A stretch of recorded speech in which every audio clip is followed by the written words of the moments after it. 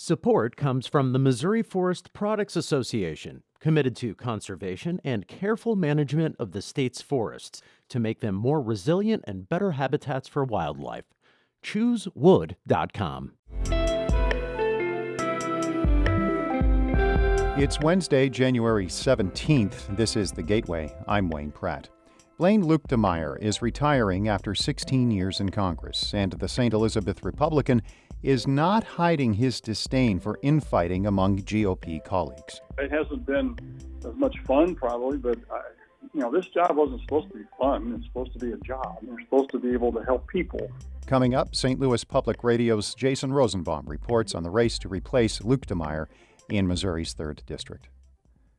A Missouri law allowing counties to provide property tax relief for seniors may be amended this session in Jefferson City. As St. Louis Public Radio's Sarah Kellogg reports, the possible change clarifies who would qualify. Through the new law, Missouri counties can decide whether to freeze property tax rates for seniors. However, according to Senator Tony Luetkemeyer, there was confusion on whether someone had to qualify for and be eligible for Social Security benefits to receive the freeze. The new legislation would clarify that, saying anyone 62 and older would be eligible. Senator Carla Esslinger asked Luetkemeyer if the state is keeping track of the total reduction of taxes as more counties adopt the property tax freeze. I also want to make sure that we don't have unintentional harm to our public services that we all do rely on, no matter what your tax bracket is. Senators also heard testimony on legislation that lowers assessment rates for personal property taxes. In Jefferson City, I'm Sarah Kellogg, St. Louis Public Radio. Thousands of students in Missouri have left public school in the last 4 years. An Associated Press analysis shows Missouri public schools enrolled nearly 18,000 fewer students from 2019 to 2022. Colin Hitt is executive director of the Prime Center, which studies education in Missouri. Tons of families are now working from home all or most of the time. That has made homeschooling both more familiar and more doable. Missouri parents do not have to notify the state when they homeschool children, but based on limited data, roughly 35% more started homeschooling since 2019. Lincoln University's Board of Curators says it plans to engage a third-party expert to investigate personnel issues and concerns. This comes after the suicide of University Administrator Antoinette Candia Bailey. As Caitlin McElwain reports, the death highlights the disturbing trend of more black women dying by suicide. Suicide rates have more than doubled for black girls and women in the past 20 years, according to a report published in December in the American Journal of Psychiatry. Candia Bailey's family told NBC News that she was bullied and harassed by university president John B. Mosley and was fired. She sent an email to university leaders prior to her death calling out these behaviors and concerns.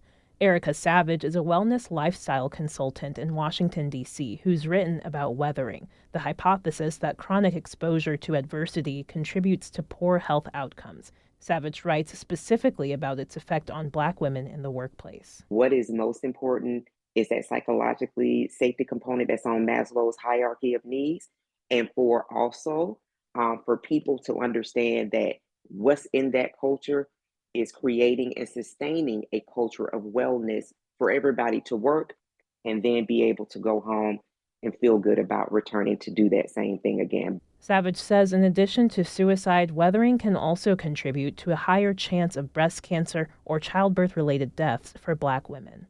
I'm Caitlin McElwain.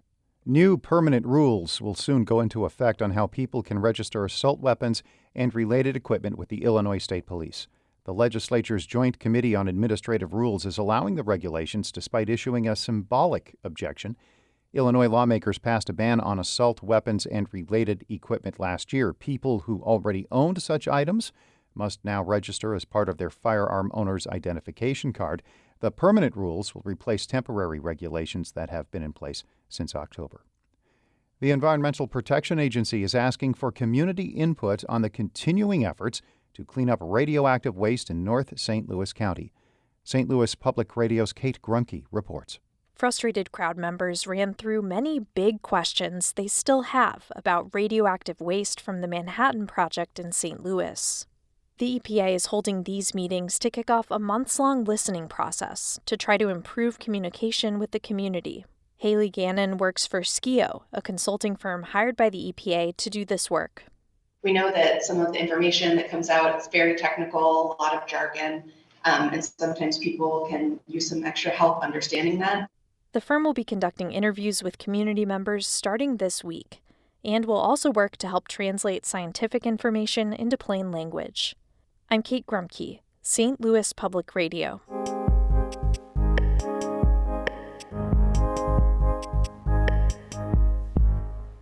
Blaine Luetkemeyer is stepping aside after nearly 16 years as a congressman for Central and Eastern Missouri.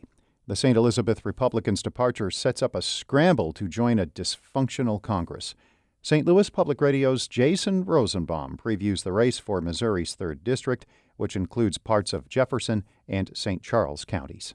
Luetkemeyer threw a bit of a curveball to the already crowded 2024 election cycle when he announced earlier this month he would retire. The GOP official stressed that the melodrama and infighting among House Republicans is not the reason he's stepping aside. I'm going to be 72 years old in May. My health is good. And so people ask me about, if my health is bad, the reason I'm retiring, I say, no, my health is good. That's why I'm retiring, because I could enjoy retirement. By his own admission, Luetkemeyer was not the flashiest member of Congress. He focused primarily on issues affecting the banking and financial services sector, a wonky but critical arena in public policy. And while he's seen some contentious eras of Congress before, he's been critical of some of his caucus members who helped oust Kevin McCarthy from the speakership. It hasn't been as much fun, probably, but this job wasn't supposed to be fun. It's supposed to be a job. We're supposed to be able to help people and direct policy. And so we have some folks right now that don't like to work hard and direct policy. All they want to do is throw rocks. A number of Republicans have either announced bids to replace Luetkemeyer or are seriously thinking about it. We have really big issues, and it's important that we have people who are ready to fight, who literally jump in on day one and say, no, not here. We're not going to stand for these things, and we're going to have somebody who's a strong fighter who's going to be able to push back. That's State Senator Mary Elizabeth Coleman, an Arnold Republican who announced her congressional bid shortly after Luetkemeyer's retirement became public. She says the 3rd District, which also includes places like Cole, Boone, Callaway, and Warren counties, needs someone who will reverse President Joe Biden's immigration policies and support American assistance to Israel. This seat doesn't belong to Blaine. It doesn't belong to me. It belongs to the people of the 3rd Congressional District. And they have a right to have somebody who's going to fight for the issues that are important to us, that they're going to stand up and be a part of it, and that they have somebody who's effective. Since the 3rd District is GOP leaning, the winner of the August primary will likely succeed Luetkemeyer. That's probably why lots of other people are thinking about getting into the race, including former State Senator Bob Onder, State Senator Travis Fitzwater, and former Boone County Clerk Taylor Burks. State Senator Nick Schroer says he's also mulling over a bid. What's happening across our nation with illegal immigration, with inflation, I think ultimately we need to make sure that there's a strong conservative that's going to replace Congressman Luetkemeyer. Since most of the candidates running or thinking of running have relatively similar positions on issues, it's likely the campaign will focus less on policy and more on fundraising and sharp attacks. Congressman Eric Burleson, a battlefield Republican who was elected to Congress after winning a competitive primary, says it is possible to come out the other side of an intense election without being encased in mud. What I would say is to those who are involved is don't be a sore loser and also don't be a sore winner. Luetkemeyer says whoever wins should not be focused on Washington, D.C. infighting or winning the next election, but on helping the district's colleges and universities, dealing with complex river issues, and solving problems for constituents. But if you really want to take care of your district, you want to listen to your constituents and take care of their concerns. While the GOP field is in flux, Bethany Mann, who ran against Luetkemeyer in 2022, is the only announced Democratic candidate. I'm Jason Rosenbaum, St. Louis Public Radio. Our Fred Ehrlich edited that report. The Gateway is a production of St. Louis Public Radio, a listener-supported service of the University of Missouri St. Louis. Music by Ryan McNeely of Adult Fur. I'm Wayne Pratt.